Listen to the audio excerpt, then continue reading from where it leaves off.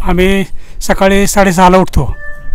6:30ला उठल्यानंतर बकऱ्या सोडायच्या ह्याच्यातनं, पिल्ली पाजायची, झाडलोट करायची आणि नंतर मग त्यांना तर काय थोडंसं का असलं गेलेल्या शेळ्यांना जरा थोडं गहू ठेवतो आम्ही. किती वाजता सोडता मग? आणि 10:30ला सोडतो. 10:30 सोडता. हो. किती हिंडावायची रोज, म्हणजे किती किलोमीटर हिंडता तुम्ही? 5-6 किलोमीटर होत असेल हिंडवायचं रोज. हो. आणि संध्याकाळी किती वाजता नेता बांधायला? 5:30ला. 5:30. बरं. किती शेळ्या आहेत? 10 शेळ्या आहेत. आणि करड असं लहान मोठी 10च आहेत माझी. बरं. किती उत्पन्न निघतंय 10 शेळ्यातनं वर्षाला? 10 शेळ्याला वर्षातनं निघतं की 50,000 रुपये. 50,000 रुपये निघतं. हो. म्हणजे एवढं हिंडताय त्याचा आपलं हो, हिंडतं त्याचा होतोय काहीतरी फायदा होतोय.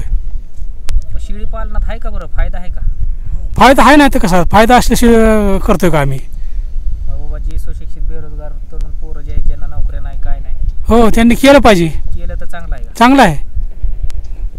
चांगलं आहे ते सांभाळलं तर चांगलं आहे. त्याचं कस्ता खाल्ली पाहिजे की बाबा त्याचं दररोज झाडून लोटून काढणं, ती व्यवस्थित. हो, 50,000 मिळतं. आणि ह्याला लसीकरण हे तुम्ही देता वेळेवर? हो, लसीकरण देतो वेळेवर. जनताचं औषध माझ्याकडे आता सध्या चालू ठेवलेलं आहे मी. त्याला आणायच लावले परत. जुलाबाच्या गोळ्या आणि जनताचं औषध ती सारखं चालूच आहे. आणि काय खुराक चारता का नाही? गहू चारतो की, येल्ल्या शेळ्यांना गहू चारतो. किती शेळ्या? एक 2 करड देते ती? एक शेळी आमची 3 पिलावले आहे.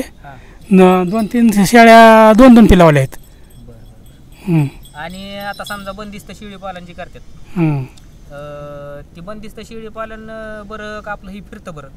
नाही, बंदिस्त शेळी पालनाचा आम्हाला अनुभवच नाही, तर काय करणार सांगणार. उगाच काय सांगा, होय का नाही?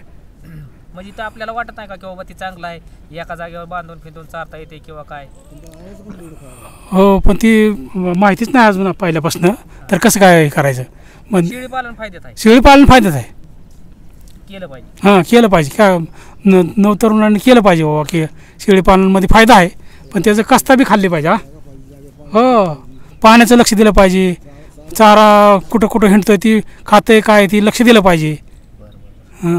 वय किती असेल तरी? माझं वय आहे का आता 61. मुलं किती तुम्हाला? 3. ती काय करतात?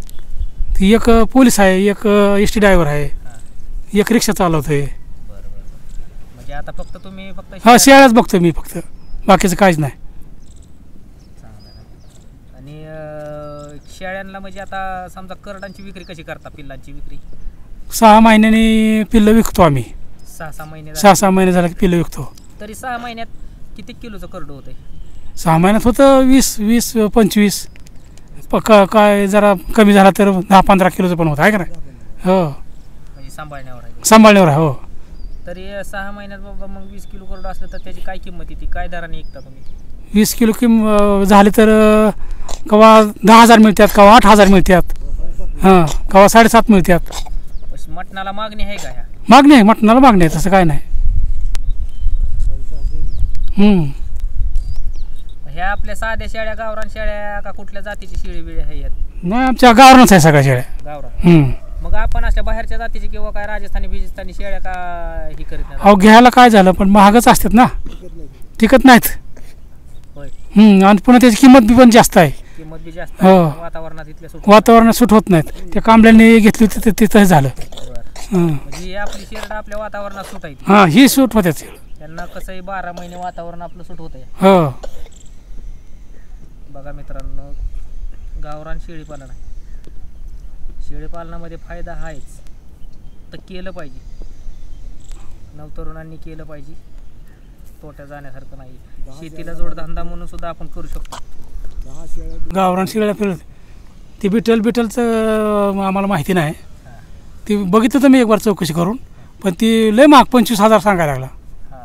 मग आता कसं? हो, ती बिटलची शेळी तुम्ही आणून म्हणजे काय हाऊस शेवटी? काय एवढं पैसे होतात का? अशी मटणाला करड घेत नाहीत त्याची? नाहीत घेत.